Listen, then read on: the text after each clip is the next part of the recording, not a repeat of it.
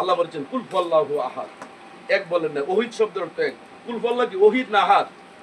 আহাদ। আহাদ কথার অর্থ কি? একক। অনেকগুলি এককের ভিতরে তার একের সন্ধান পাবে। তুমি চলে যাও ভান্ডারি দরবার, একজন গুরু ধরেছ, এই চেহারা বিশ্বের মধ্যে আর কোন চেহারা নাই, তুমি ওই গুরুর চেহারাকে এক আল্লাহ বিশ্বাস করে সেখানে সাজদা ভক্তি করো। এই জন্য আল্লাহ এক বলে না। যদি আল্লাহ বলতো কুল হুয়াল্লাহু আহাদ, আল্লাহ এক, তো আল্লাহ এক রূপে যদি ভান্ডারি যাইতো সারা দেশের মানুষ আল্লাহর দেখতো গিয়ে পাড়া বলে মানু আর মন। সুতরাং তুমি এককের ভিতরে ভক্ত যখন এক সিদ্ধান্ত করে নিয়েছে আমার গুরু, তখনই আল্লাহ বলে এই চেহারার সম্মত আর কোন চেহারা নাই।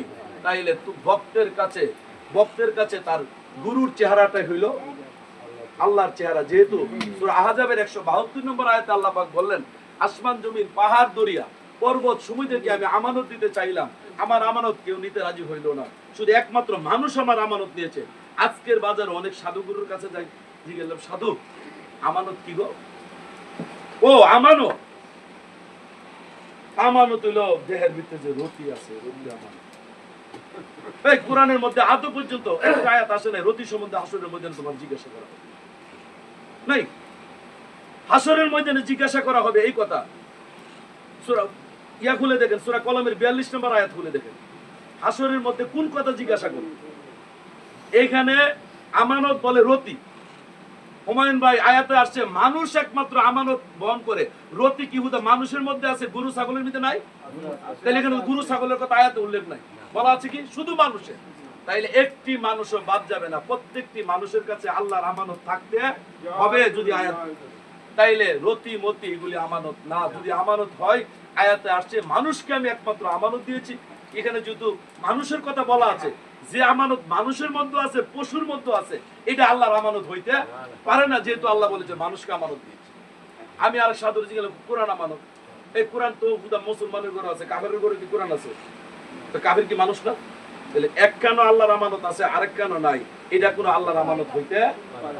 আরেকজনে জিজ্ঞাসা জ্ঞান আমানত, জ্ঞান যদি আমানত হয়, আমি ওই দিন ফেসবুকের মধ্যে দেখছি একটা বান্দরের বাচ্চা, বান্দরে গোসল করাইতে যায়, বাচ্চাটার পানির মধ্যে চুবা দিয়ে বেশিক্ষণ রাখে না, রাখলে যে বাচ্চাটা মারা যাবে, এটা বান্দরটা জানে।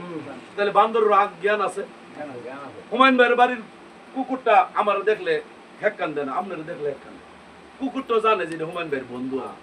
তাইলে যেই আমানত মানুষেরও আছে, পশুরও আছে, তাইলে এই আমানতটা হইতে কি আমানত মানুষের মধ্যে আল্লাহ দিলেন, যে শুধু মানুষের কাছেই আমানত আছে।